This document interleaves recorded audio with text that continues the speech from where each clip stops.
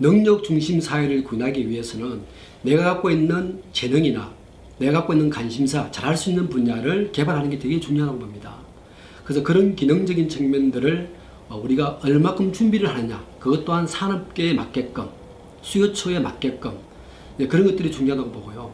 또 기업도 마찬가지입니다.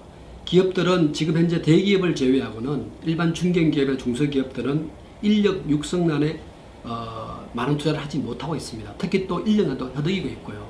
이런 문제를 해결하기 위해서는 능력 중심 사회 구현하기 위해서 제 개인적으로 그렇게 생각합니다. 국가 차원이 되든 아니면 기업 차원이 되든 그런 어떤 그 인재 육성 시스템들이 만들어져야 되는데, 기업들은 그런 여건이 안 되기 때문에 유사업종들끼리, 예를 든다면 제조나 기술이나 IT나 이런 그 기업들이 유사업종끼리 인재 육성 센터를 공이 만들든지 아니면 정부가 그런 것들을 지원해서 수요와 공급의 원칙에 의해서 서로 이렇게 시너지가 날 수 있는 그 기능적인 부분들이 소통이 될 수 있는 그런 것들이 돼야 되는데, 그런 것들이 안 되다 보니까 중소기업들은 지속적으로 인력난에 허덕일 수밖에 없고, 또 재투자나 재교육을 시키는 여력이 못 되다 보니까 입사하더라도 이렇게 다시 퇴사를 한다든가 또 미스매칭의 개입이 커지는 그런 경우가 있습니다. 또한 마찬가지로 대학도 또 고등학교도 마찬가지고 이 산업 수요에 맞는 징검다리 프로그램들이 호환이 돼야 되는데 서로 따로따로 노는 경우가 많습니다. 그래서 그런 부분들이 이번 기회에 능력 중심 사회가 된다면 이 세 가지 통합 기능을 좀 더 구체적으로 시스템화 시킬 필요가 있다고 봅니다.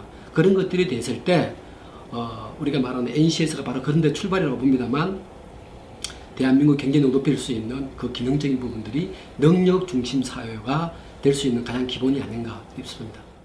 네.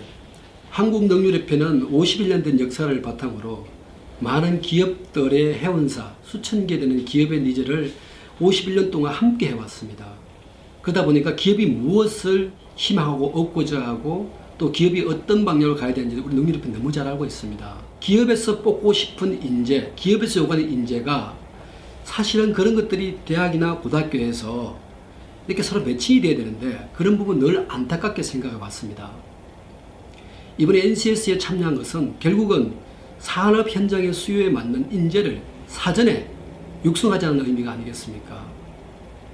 그런 의미에서 한국능률협회는 개인의 능력 개발과 기업이 요구하고 있는 이 역량을 서로 있던 뭐랄까요?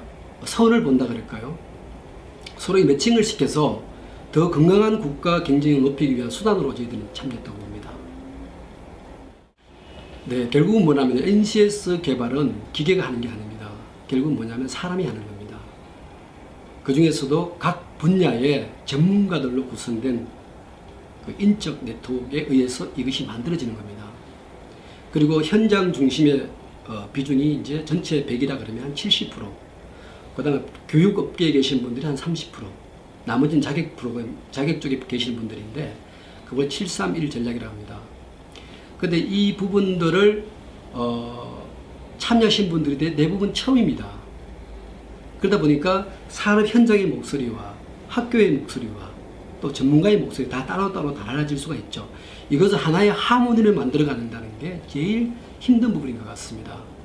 그 부분이 아마 우리 능률협회에서 개발하는 것뿐만 아니라 모든 개발 기관들이 공히 느끼는 부분이 아닌가 싶습니다. 이번 개발하면서 퍼스널 데이터의 역할을 저희들은 5일에 걸쳐서 많은 그 교육과 훈련을 통해서 그 어려움을 많이 극복할 수 있었다고 봅니다.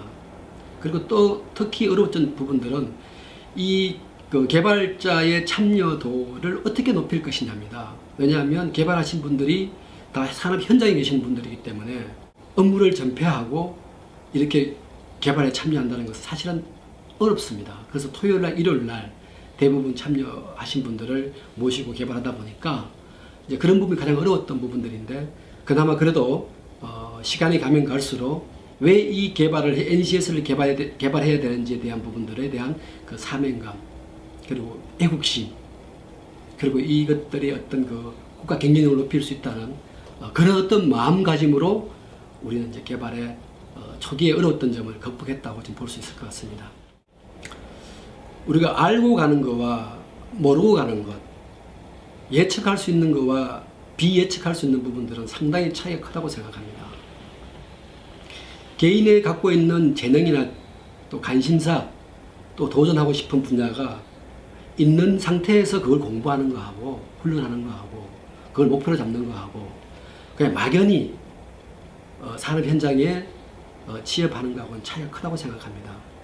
선진국과 후진국의 차이는 바로 그런 것 차이라고 생각합니다. 또 개인의 성공과 또 성공하지 못하는 차이도 바로 그런 거라고 생각합니다. 그것이 뭐냐면 목표입니다. 목표. 이 NCS라고 하는 부분들의 영향은 나중에 차후에 끼치는 영향은 엄청나다고 생각합니다. 개인이 갖고 있는 재능, 기술, 그 다음에 어떤 목표 이런 것들을 사전에 준비해서 산업 현장과 관련돼서 연결고리로 이어서 가는 시간과 그렇지 않은 시간에 이제 비교해서 얘기할 수 있는데 NCS가 바로 그런 거라고 생각하거든요. NCS 개발은 크게 보면은 대한민국 국가 경쟁력에 엄청난 영향을 미칠 거라고 봅니다. 또한 개인이 100세 시대를 살아가면서 분명한 내 목표를 가지고 살아가는 특히 내 잡과 관련된 분야 지금까지는 우선 붙고 보자는 식으로 취업하고 보자는 식의 어떤 그런 문화가 팽배됐다면 나는 무엇을 위해서 지금 가고 있다는 그 자체는 엄청난 경쟁력이라고 봅니다. 바로 이 NCS가 내가 분명한 살아가는 존재감, 내가 일할 수 있는 존재감, 목표, 그것을 왜 해야 된다는 분명한 목표를 우리가 설정할 수 있다는 겁니다. 바로 대한민국의 모든 국민들이 왜 살아가고 왜 일을 하는 그 목적을 분명히 인식시켜 줄 수 있는 좋은 결과라고 봅니다. 그래서 아마 대한민국의 행복지수, 경쟁력을 높일 수 있는 지수가 엄청나게 상승할 것이라고 봅니다. NCS 개발은 선진국으로 가는 가장 중요한 핵심이라고 저는 생각합니다. 이번 산업인력관리공단에서 추진하고 있는 이 NCS는 결국은 대한민국 국민을 살리는 중요한 생명이 될 것이라고 생각합니다. 개인과 기업 그리고 국가 모두가 행복지수를 높일 수 있는 그야말로 정말 대한민국 일의 가장 큰 프로젝트가 될 것이고 가장 큰 국민들의 행복과 국민들의 건강한 지수를 상승시킬 수 있는 좋은 계기가 될 것이라고 믿습니다. 화이팅!